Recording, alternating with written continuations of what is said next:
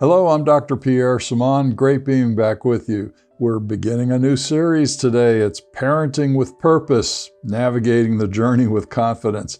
What a journey that is. Everybody's experienced parenting. It doesn't matter. I mean, you all came from a family. You all came from parents who raised you, or perhaps you were even adopted into a family, or went into a program of some sort before being adopted, or perhaps you stayed in an adoption agency.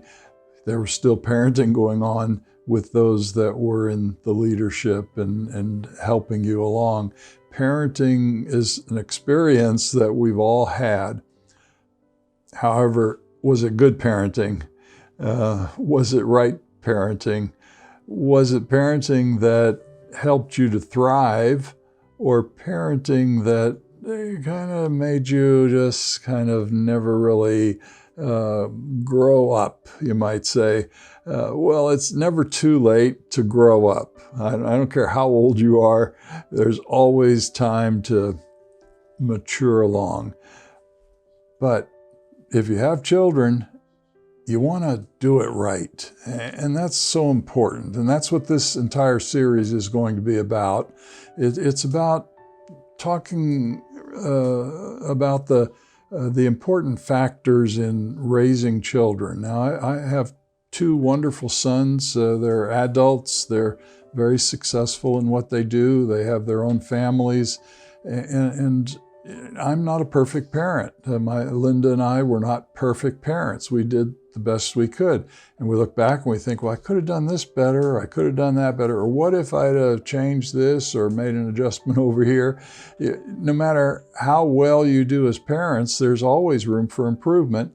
But if you improve and you learn, you want to pass it along. You want to help others, especially your kids, to be good parents. So sometimes you can say, hey, was I a good parent? Did I do anything wrong? And let's learn from it so you can do the same in being a better parent than I was. So we've got those things we can look back and say, okay, I can improve on that. Let me pass this along to help my kids as they're parenting to improve, or let me pass it along to friends and family and whatever. Isn't that what we're supposed to do? Help one another? Well, we're talking about that in this series. And today we're going to focus on the foundations of effective parenting, exploring the essential qualities and attitudes necessary for successful parenting. So it's starting at the basics of what does a parent need to be like? I mean, what's your character? What should your character be like? What are some of the traits, the strengths, or even identify weaknesses that you can improve on as a parent before getting into the parenting? And we all have areas that we can improve on, but we're going to focus on some of those things in the Foundation series of Parenting with Purpose. It's a significant thing, isn't it? Especially if you weren't pleased with the way you were raised, it scares you to have children. I can recall so many times clients coming to me who either were engaged or recently married, or now they're pregnant and they're getting ready to have their first child, and afraid that they're not going to be good enough parents, afraid that what if they are damaged from their childhood and they don't want to damage their children. Well, that's a good start, because right away they're saying, I know what's wrong and I want to improve on it. I don't want to repeat that. And that's a great beginning. AA says with alcoholics, 65% of the recovery journey is recognizing you're an alcoholic. So maybe we could translate that in the same way. 65% of good parenting is recognizing you have areas of improvement, and we all have those areas. So where can you improve on? And we're going to look at that challenging concept of these challenging roles that individuals can undertake. It's a time of nurturing, a time of guiding and influencing children when you're a parent. It's not easy, it's complex. There's a lot of things going on there.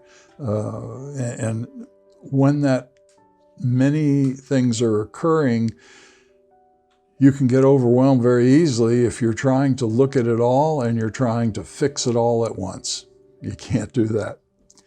I don't care how good of a parent you are, you can't do it all at once. It's steps along the way. So you take these steps, first step, second step, and each time you learn from mistakes or you learn from things that are working, you carry it over into the next step, the next phase of your child's growing, of your parenting, and you just keep going that way. And of course you learn from others, friends, family members. You read the self-help books, the parenting books, you listen to the internet videos on parenting and whatever else. A good parent tends to want to study. They want to make sure they're doing it right. And you just can't flippantly say, I'm going to be a parent and that's that. And it doesn't work that way. Turns out that you're going to have more trouble than you could count on because you're not taking that time to improve or to learn from others' experiences so you can do well yourself. You want your children to do well. And I can recall times in growing up that I look back on, and some of the frequent memories that I have was picnicking with my parents. My mom used to love to go on a picnic once a month. So once a month, we had to go somewhere, and in Florida, we went to the springs. We had several springs in Central Florida, and so once a month we would go to one spring. The next month we'd go to the other spring, and she had this big picnic basket that she would fill up with food and everything we need, and we'd go and we'd sit in the lawn under a tree and have our meal, and I'd go swimming, and my brother would go swimming, and my brother was 10 years older, so he wasn't around that much because of that reason, but we had a great time. And those once a month memories are still with me. I still think about those things. They're very enjoyable. Once a week would be even better, wouldn't it, if you have the time for that. Effective parenting requires more than just providing those basic needs. It consists of cultivating a relationship. And, going on that picnic, my parents were cultivating our relationship. They were busy. They were they're professional business people. And so they were, constantly working, occupied and so on. But when they could, they took that time to foster, to cultivate our relationship together as a family. I even recall when they built their house, we had a nice hill behind the house, and my mom decided she was going to have a big garden back there. And back then, there weren't a lot of those restricted laws about what kind of rocks you could pick and everything. So she wanted coquina rocks, and it wasn't illegal at that time. So we'd travel 25 miles to the nearest point where you could get some coquina rocks from the ocean area, and she would, we'd put them in the trunk of the car and drive back. And so once a week we'd make that journey. So it took quite a few weeks to build that rock garden for her.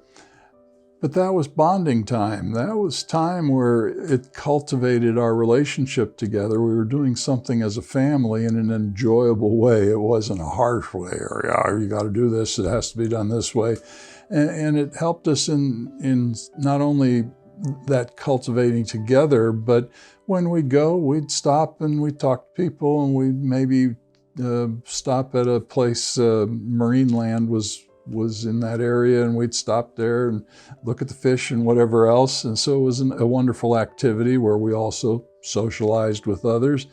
And it created intellectual development. That is, I learned with each journey some new things, certainly about coquina rocks, fish, and whatever else, because we would stop in at the aquarium and take a look at those things and learn those things. So it was a good thing all around. What we're going to be looking at in the foundations part of this series of Parenting with Purpose is achieving empathy in parenting. And today we're going to focus on that empathy, and maybe continue it the next couple of sessions, because it's a big area, empathy. Empathy is understanding, and I'll explain all that in a moment. But we're also going to get into achieving consistency in parenting, achieving patience in parenting, achieving flexibility in parenting, and lastly, attitudes necessary for successful parenting. All of that is foundations of being a good parent. So we're going to get into all those foundational things, and then we'll get into other details as we move along in this Parenting with Purpose series. Well, achieving empathy. Everybody doesn't have empathy. Some people are gifted with it. The spiritual gift of discernment is actually empathy. It's an ability to empathize, which allows you to read in between the lines of things that are going on, recognize things that are not necessarily visible to others. Empathy allows you to do that. So the spiritual gift of discernment for those who have that, well, they're all right, they've got it, and it's easy for them, but not easy for everybody else. Empathy is a cornerstone quality of effective parenting. It allows parents to understand and resonate with their children's feelings and experiences. I can relate to that, whatever it is you're doing, or, oh yeah, that's interesting, I understand that. It fosters the nurturing environment that supports emotional development. Empathy is pivotal in effective parenting. It's like a cornerstone. It has to be there. It's a component that connects you emotionally with your child. You have to be connected emotionally with your child, just like you have to be connected emotionally with one another. If you're married to someone who's emotionally unable to connect, you're going to have problems, aren't you? I'm sure some of you are listening to this and you're experiencing it now, or you did experience it in the past. There's difficulty there if you can't emotionally connect. Now, that doesn't mean you have to be a big emotional person. It just means bonding, being able to have that bond of understanding and relating and realizing when your partner is feeling a little upset or stressed, you pick up on it, and you're able to connect with them regarding whatever it is. That's empathy. We want to be able to do that with our kids. And if we do that early on, we're also teaching them empathy. We're instilling in them empathy. And that's what God does for us. He instills in us empathy if we have relationship with Him. If we choose that belief in Jesus Christ, if we bond with God through His Son, Jesus, then all of a sudden, here comes this empathy, this realization that He loves us unconditionally and that He's given to us so much. We begin to receive it. It just kind of soaks into us. This connection promotes a nurturing environment conducive to healthy emotional growth, healthy spiritual growth if it's between you and God. The role of parental empathy is establishing secure attachment patterns among children.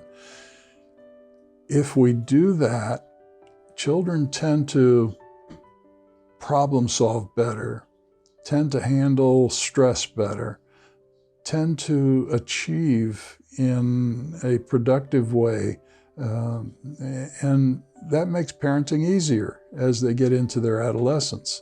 Secure attachment is fundamental for the child's emotional and social development. It provides the basis for children to form those healthy relationships themselves and to navigate through those social contexts of difficulties and troubles and all those other things with others who have difficulty with empathy. So we teach one another, and if we can pass that along as we make friends and so on, we're helping them to learn from it as well. Empathy is parenting, in parenting ensures that children feel understood. They feel valued. They feel they have worth. They feel like they're meant to be. And that's what empathy can pass along and can develop in children. Empathic parents, they can be associated with those social skills and reduced aggression. So you tend to see parents with empathy develop good and healthy social skills themselves. So they tend to interact well with others. And as a result, you don't see them as aggressive. You don't see them as more easily irritable, antagonistic, because the empathy gives them self-control. The empathy helps to give them self-control. And with empathy, it helps in the fruit of the Spirit, doesn't it? I mean, you can't make the fruit of the happen, but if there's empathy, it's easier for the fruit to grow. Love, joy, peace, patience, faithfulness, gentleness, goodness, understanding, or self-control, I should say. It helps that to flourish. You're fertilizing those things when there's empathy. This is because empathic parents are more likely to respond sensitively to their children's needs. Now, it's important for me to say this because whenever I say that, then somebody else takes it and they say, oh, okay, well, we just give them whatever they want. No, you don't do that. Sensitively to their needs with firm and fair discipline when necessary. That gives them the boundaries. The boundaries are important because even children want to run beyond what would be safe for them. They did a study many years ago, and I don't have it listed here, but I was just thinking about it in public schools, and they put fences around certain schools, and other schools they had no fences, and they observed the kids to see what they would do. And they observed them before they did that, so they were control groups and all that. What they found was that the kids that had the schools that had fences around the schools, and we're talking about at the edges of the property, not just right around the building, but at the edges of the property, the kids would go out and they'd play throughout the playground, throughout the area, and they would walk around to the fences, and they seemed to get along better. Their play was more social type of play. The kids who didn't have those fences, those schools that didn't have the fences, the kids would congregate in smaller groups. They felt the need to be protected. They felt the need to come together, protect one another. You didn't see them adventuring out to the edges of the property.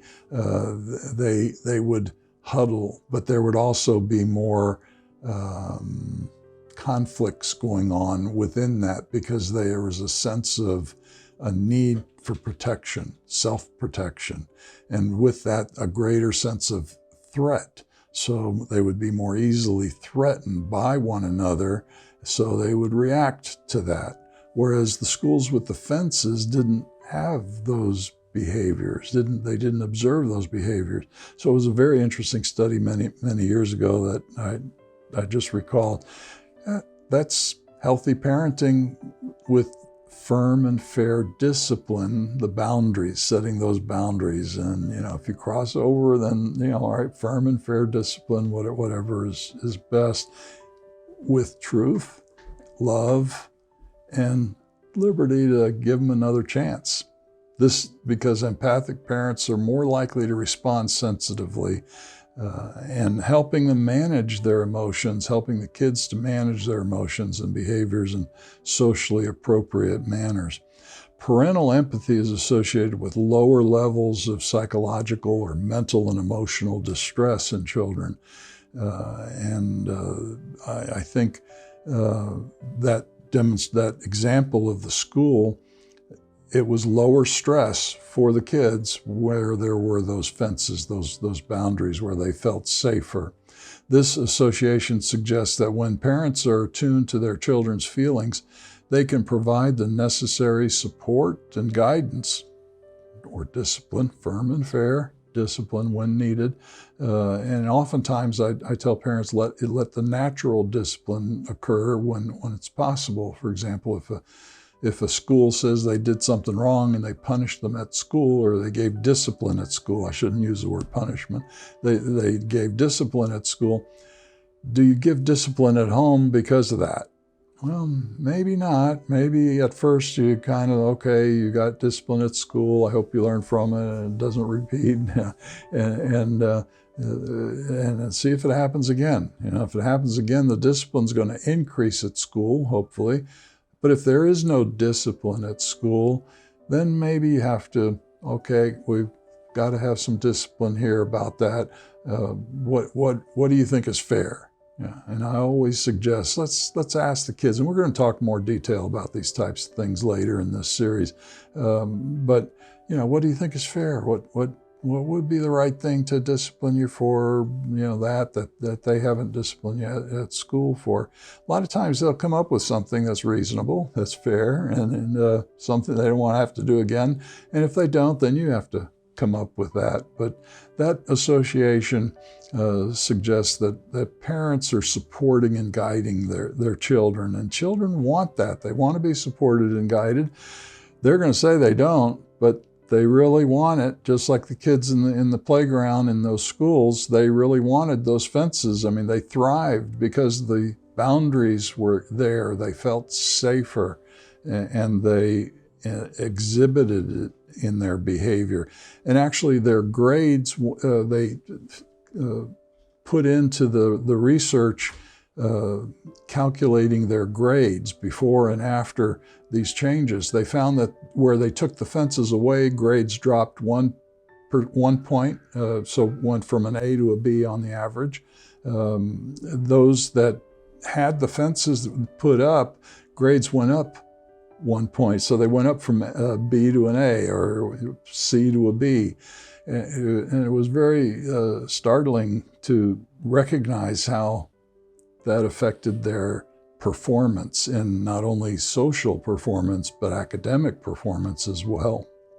Parenting with empathy can profoundly affect a child's spiritual development. It's not just academic or social or psychological. It's spiritual, which is a part of who we are, spirit, soul, and body.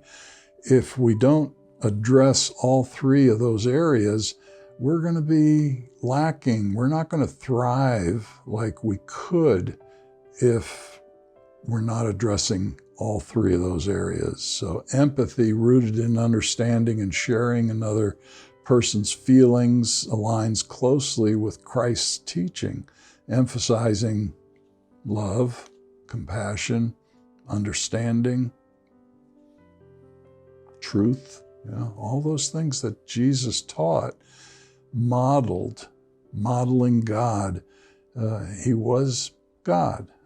He was God in the flesh. All of those things, we can see there's empathy there. And in that empathy, it brought about compassion. It brought about love. It brought about that understanding of others. An easier time to understand others, an easier time to put yourself in the other's sandals or shoes, an easier time to recognize when a friend is under stress or having some difficulties, and to sit and say, hey, you want to talk about it? Or an easier time to recognize your children are having some difficulties, and let's get together and see what we can do about this. Parenting with empathy involves helping those children, your children, to recognize they're having some stress, because they don't recognize what it is. They just know, something's wrong, and they cry and whatever else, but they don't know why right away. We have to help them know why. We have to help them to understand, but also to help us to know if there's something we can do to improve on things. So recognize and understand their emotions is what we do as parents with empathy, conveying that empathy. The emotional awareness is crucial for spiritual development, allowing children to authenticate their own faith. With empathy, you're helping them to develop an understanding of spirituality, of that importance. In Psalms, one of the most popular Psalms that I often talk about and think about is Psalm 139, where it's talking about God planting the seed of our identity in the darkness of the mother's womb. It encourages believers to examine their hearts and emotions before God, a practice facilitated by empathetic parenting that encourages emotional expression and reflection. When I'm understanding to my kids when they're growing up, they recognize I care. When I'm understanding to my clients that come in, they recognize I care. When you're understanding to friends or family or your boss, your supervisor, they recognize you care. Central to Christianity is the concept of forgiveness and grace. Empathic parents allow that model to be presented, that model these virtues and interactions with the children. Forgiveness and grace. How do you express or pass along forgiveness or teach forgiveness if you're not forgiving, or if you're not understanding and caring, even if you have to discipline, doing it in an empathic way, in an understanding way, in a way that demonstrates that you care. So that's with truth in love, so important.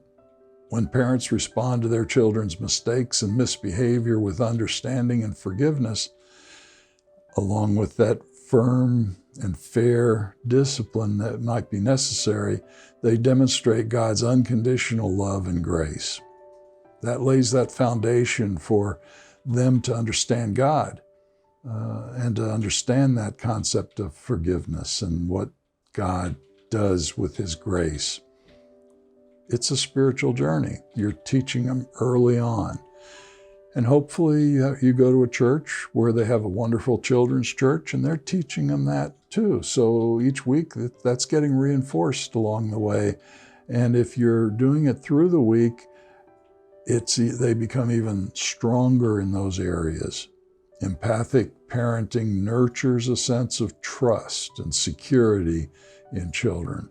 And that parallels trust that we're to have in God as Christians. In Proverbs chapter 3, verses 5-6 in the Amplified Bible, it translates this passage this way: trust and rely confidently on the Lord with all your heart, and do not rely on your own insight and understanding. In all your ways, know and acknowledge and recognize Him, and He will make your path straight and smooth, removing obstacles that block your way. That translation is more accurate because the words that have added meanings, and He will remove the obstacles that block your way. You want advancement at work, you want to be a better parent, you want some of these things. Well, if you're going about it in God's way, in the path that He has for you, He'll make those things available. He'll remove the roadblocks along the way, because he wants that of you as well. He wants you to succeed. He wants you to do better. Same with our kids. He's going to do the same as they're maturing and developing. And we're helping by being empathic, or parenting with empathy. Parents with empathy align closely with Christian values and principles, offering a nurturing environment for children to grow spiritually. By fostering secure attachments, teaching compassion, encouraging emotional awareness, modeling forgiveness and grace, and promoting trust in God, empathic parenting lays that cornerstone, that foundation for children to walk on. Empathy in parenting is crucial for fostering those secure attachments, emotional and social competencies, psychological, which is mental and emotional development, and spiritual health as well. These elements are essential for nurturing emotionally resilient and socially adept individuals. Well, next time we're going to be in Parenting and Purpose, continuing this Foundations series, in talking about from words to wounds. What do you think that means? How lack of parental empathy translates to foul communication. I hope you'll join us. May your troubles be minor, blessings more, and happiness come through your door. God bless.